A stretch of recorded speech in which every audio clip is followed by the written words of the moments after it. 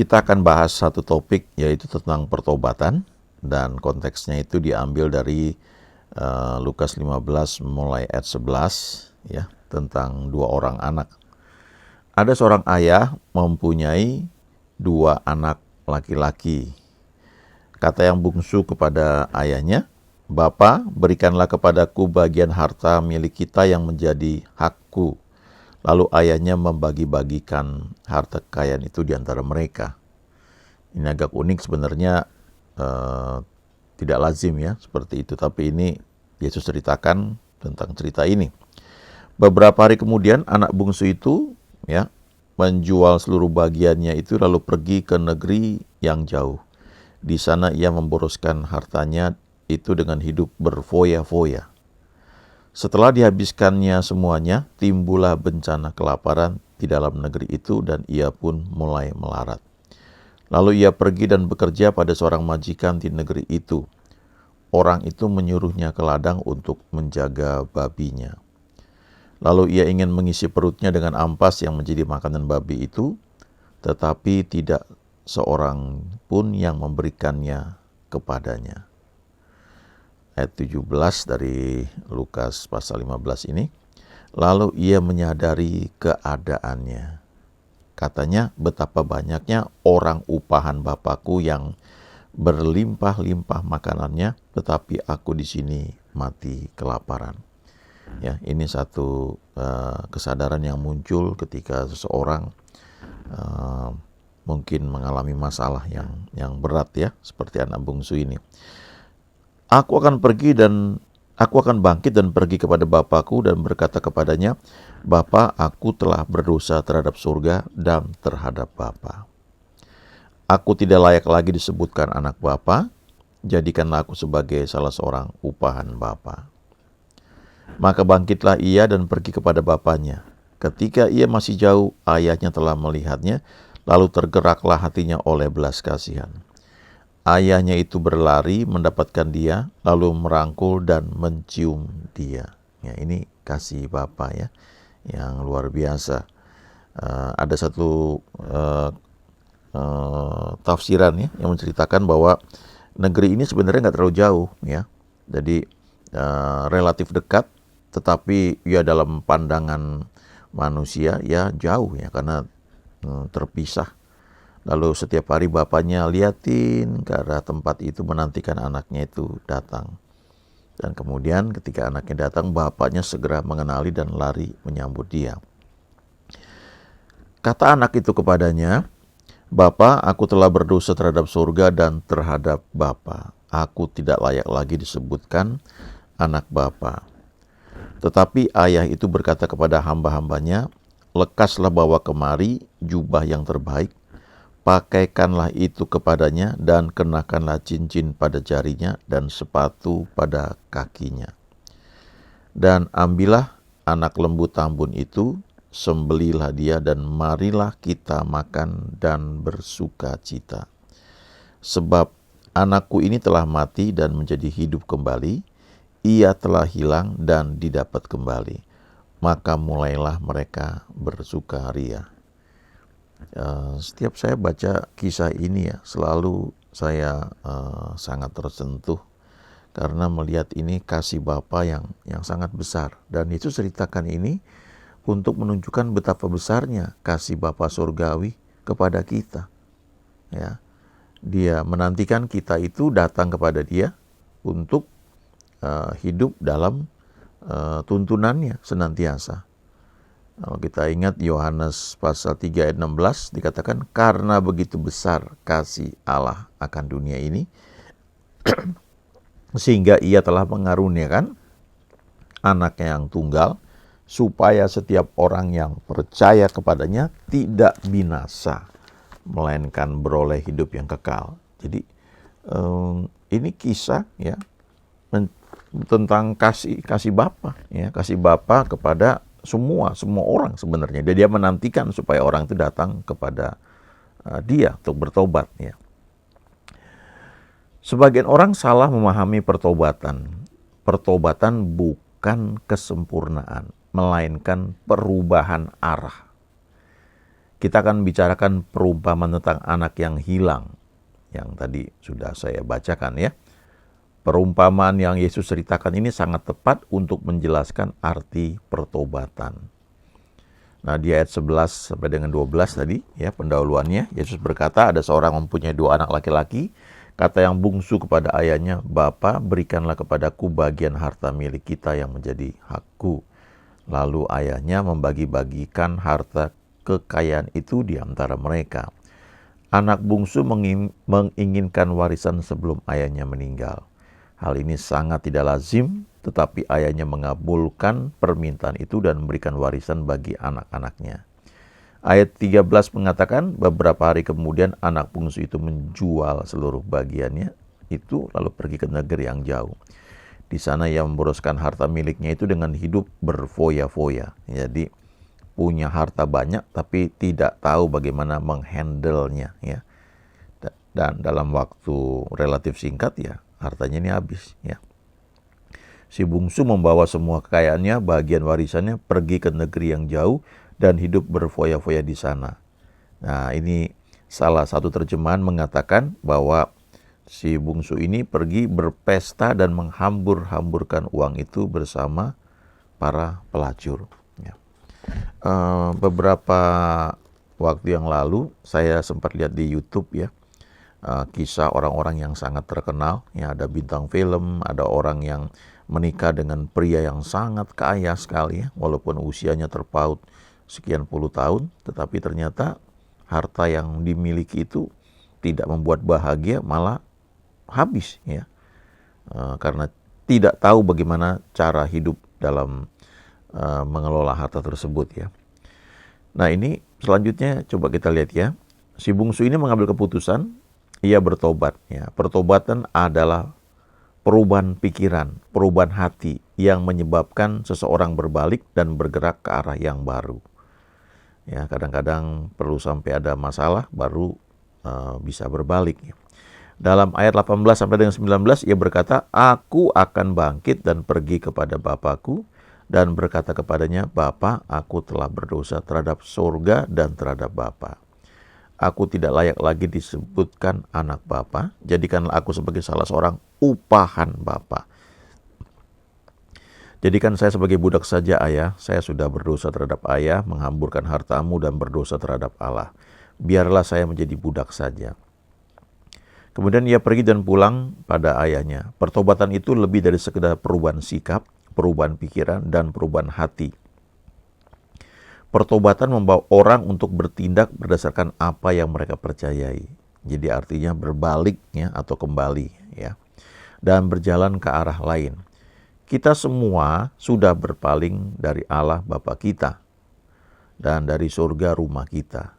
Dalam Yesaya 53 ayat 6, Alkitab mengatakan bahwa kita sekalian sesat seperti domba, masing-masing kita mengambil jalannya sendiri. Tetapi Allah mengambil dosa-dosa kita karena belas kasih-Nya dan menangguhkannya pada Yesus. Ya, jadi banyak orang itu seringkali merasa uang itu solusi. Ya. Jadi ada orang yang dia tidak punya apa-apa, ya, lalu dia cukup cantik, lalu dia masih sangat muda, lalu ketemu pria yang sangat kaya sekali, ya usianya selisih sampai puluhan tahun, ya 70 tahun, ya, lalu menikah, ya. Lalu dipikir mungkin dia dapat mengelola harta itu barangkali dengan baik, ya. Tapi ternyata kisahnya kisah nyata banyak yang seperti itu dan tragis sekali, ya. Pada akhirnya dia juga kehilangan hartanya, ya, karena tidak tahu bagaimana mengelolanya. Lalu hidupnya berakhir tragis, ya. Ada juga orang-orang yang terkenal, ya, para bintang film, ya. Mereka mungkin hidup, mereka berpikir mereka punya segalanya, mereka bisa beli segalanya, ya. Mungkin bisa beli rumah sakit, ya. Tapi kan kesehatan nggak bisa dibeli, ya. Bisa beli pendeta barangkali gitu, ya. Ya, kasih persembahan rutin dan pendetanya nggak berani negur mungkin, ya. Tapi bukan soal itu sebenarnya. Itu soal cara hidupnya yang harus diperbaiki. Nah, jadi kita lihat ya, arti pertobatan kalau diringkaskan ya kira-kira seperti ini, ya. Ini tentang berbalik 180 derajat ya, pada satu komitmen baru. Ya. Jadi pertobatan ini menyangkut perubahan pikiran, ya, metanoia, yang berubah cara berpikir. Itu juga berarti perubahan hati yang membuat orang berbalik kepada Allah dari cara hidup yang lama kepada cara hidup yang sesuai dengan kehendak Allah. Pertobatan ini berarti perubahan arah, bukan kesempurnaan. Ya. Butuh waktu, ya, butuh proses, tapi pertobatan itu artinya merubah arah, berbaliknya, bukan berarti langsung sempurna, ya, tapi mulai berubah dan mengambil keputusan yang mengubah total arah hidup seseorang, ya. Lalu pertobatan itu juga berarti berpaling dari cara hidup lama dan berkomitmen total kepada Allah dan jalan-jalannya. Jadi kita perlu hidup menurut jalan-jalannya, ya. Pertobatan juga berpaling kepada satu pribadi, yaitu Allah melalui Yesus. Jadi sebenarnya kalau dulu saya ingat itu ya, guru SMA yang mengajarkan tentang pertobatan, juga kakak senior ya, secara rohani waktu saya kuliah itu mengatakan bertobat itu ada B besar, ada B kecil gitu ya. B besar itu adalah ketika kita menyadari kita butuh juru selamat, butuh Yesus, karena kita nggak mampu ya untuk melakukan semua perintah Tuhan dengan kekuatan kita. Ya, kita butuh Yesus dan kita mengundang Dia masuk ke dalam hati kita sebagai juru selamat. Nah, yang kedua adalah bertobatnya itu B kecil. Nah, itu setiap hari, daily ya. Dalam setiap kegiatan yang kita lakukan, ya, kita perlu bertanya kepada Tuhan dan mengikuti jalan-jalannya, cara-caranya. Dan itu butuh waktu ya seumur hidup kita. Ya, kalau B besar itu terima Tuhan Yesus, kita menjadi ciptaan baru, ya. Roh kita itu lahir baru, kita tidak bisa lagi berbuat dosa, ya. Itu roh kita, ya. Ya, itu roh kita menjadi ciptaan baru. Tetapi ada yang disebut pertobatan yang tadi ya, B kecil ya, bertobat atau pertobatan P kecil, artinya dalam proses sanctification, jiwa kita ini sedang diproses dari cara berpikir yang salah ya, jalan-jalan hidup yang salah, itu lewat hal-hal yang kita mungkin nggak sadari ya, tapi itu butuh waktu. Ya, misalnya begini, dulu saya berpikir kalau nyontek itu ya nggak boleh ya. Waktu saya sekolah ya, saya nggak pernah nyontek ya. Kalau saya nggak bisa udah aja nggak apa, tapi saya nggak akan nyontek, nggak akan nanya sama orang lain. Tapi ketika saya sudah selesai mengerjakan soal ujian misalnya di sekolah, ada teman yang bertanya, saya bantuin, saya jawabin ya. Saya pikir nggak apa-apa kan, saya nolong gitu. Itu sampai saya kuliah tuh baru kakak rohani kasih tahu, nggak boleh, itu dosa katanya. Nah, itu pertobatan P kecil, baru sadar itu bahwa itu nggak boleh kayak begitu. Kemudian ada teman minta nitip absen misalnya, oh itu nggak boleh, itu hal-hal kecil ya. Kalau ada lampu merah jangan diterobos gitu ya. Kadang-kadang mungkin 1-2 kali terjadi, tapi habis itu ya bertobat ya, menyadari gitu. Itu step by step ya. Kalau naik motor perlu pakai helm misalnya, ya dalam kompleks sih oke. Tapi kalau udah ke jalan luar ya, jangan berpikir ini deket gitu ya. Beberapa kali kadang-kadang orang suka anggap itu hal-hal sepele. Tapi harusnya itu menjadi bagian hidup kita ya. Kita belajar tertib ya, supaya tidak terjadi hal-hal yang memang tidak diperlukan. Ya. Ya, banyak kejadian terjadi. Kadang-kadang itu karena kelalaian kita, ya, bukan karena rancangan Tuhan atau bukan karena Tuhan jahat ya. Memang iblis akan ambil kesempatan, tapi kan ada kelalaian kita yang perlu kita benahi ya. Hal-hal sepele menyangkut makanan, minuman, apa yang nggak boleh ya, apa yang boleh, itu merupakan cara hidup juga yang perlu kita benahi supaya kita boleh menikmati apa yang Tuhan janjikan ya. Jadi artinya kalau kita seperti anak bungsu ini terima harta begitu banyak, kita nggak akan bisa kelola itu tanpa bantuan dari Tuhan. Kita perlu Dia. Kalau enggak ya, itu akan seperti anak bungsu itu ya, habis ya. Karena kita tidak mampu bagaimana, tidak tahu bagaimana mengelolanya. Nah, di Yesaya 55 ayat 6 dan 7 ini menarik ya, dikatakan carilah Tuhan selama ia berkenan ditemui, ya, berserulah kepadanya selama ia dekat. Lalu ayat 7, baiklah orang fasik meninggalkan jalannya dan orang jahat meninggalkan rancangannya. Baiklah ia kembali kepada Tuhan, maka dia akan mengasihaninya, dan kepada Allah kita, sebab ia memberi pengampunan dengan limpahnya. Nah, jadi ada seringkali tanpa kita sadari, ya, kita ini melakukan sesuatu dengan cara orang fasik. Ya, kita berada di jalan-jalan orang fasik. Mazmur 1 berkata, ya, berbahagialah orang yang tidak berjalan menurut jalan orang fasik, ya, yang tidak berdiri di jalan orang berdosa. Jadi kadang-kadang kita ini nggak tahu bahwa cara yang kita lakukan ini adalah cara orang fasik. Nah, ini butuh waktu seumur hidup kita, proses yang namanya sanctification ini. Kalau kita baca Yesaya 55 ini ayat 1, ya, ayat 2, dan ayat-ayat sebelumnya, ya, itu mengatakan bahwa satu seruan, ya, dari Tuhan.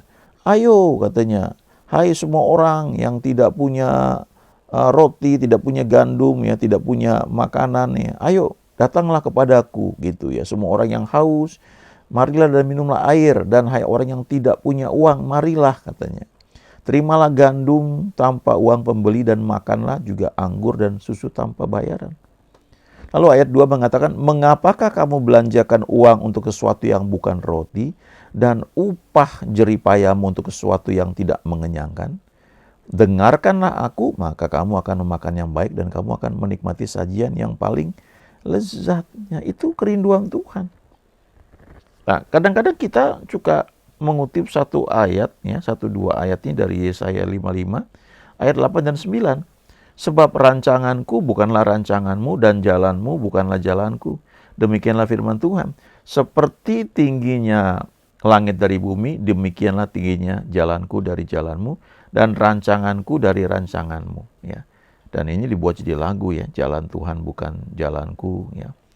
Rancangan Tuhan bukan rancanganku, ya, atau rancanganku bukan rancangan Tuhan, ya. Ketika kita menyadari sesuatu yang, oh kok jadi begini, ya, ya, gitu, ya, rancangannya begitu tinggi, saya nggak mengerti. Nah, sebenarnya itu terjadi karena kita itu mengikuti rancangan orang fasik.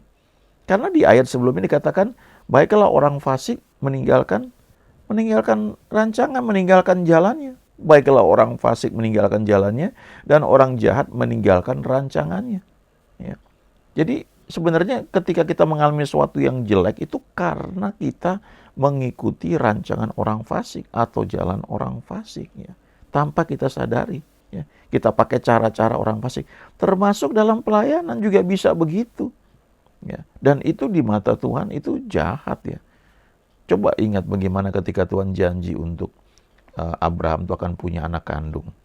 Lalu ketika pakai cara manusia, ya, lahirlah Ismail. Dan 13 tahun gak ada firman dari Tuhan kepada Abraham. Begitu Tuhan menampakkan diri kepada Abraham, langsung Tuhan bilang, akulah El Shaddai, akulah Allah yang Maha Kuasa, hiduplah di hadapanku dengan tidak bercela.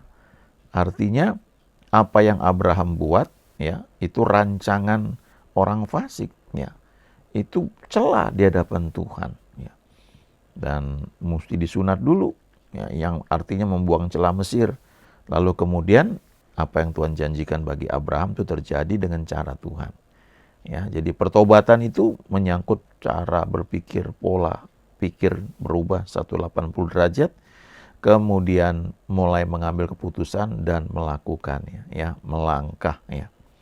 Tuhan berkata di Yohanes 10 ayat 10, kalau di bagian awal dikatakan pencuri datang hanya untuk mencuri, membunuh dan membinasakan, tapi di bagian keduanya, bagian B, aku datang supaya mereka mempunyai hidup, ya, dalam bahasa aslinya itu Zoe, hidup ilahi, hidupnya Allah, dan mempunyai Zoe itu dalam segala kelimpahan. Jadi Tuhan janji itu untuk the best of the land kita nikmati, tidak hanya buat kita, tapi itu melimpah keluar, memberkati orang lain, lingkungan kita, dimanapun kita berada, sehingga kita menjadi berkat, ya. Kita diberkati untuk menjadi berkat.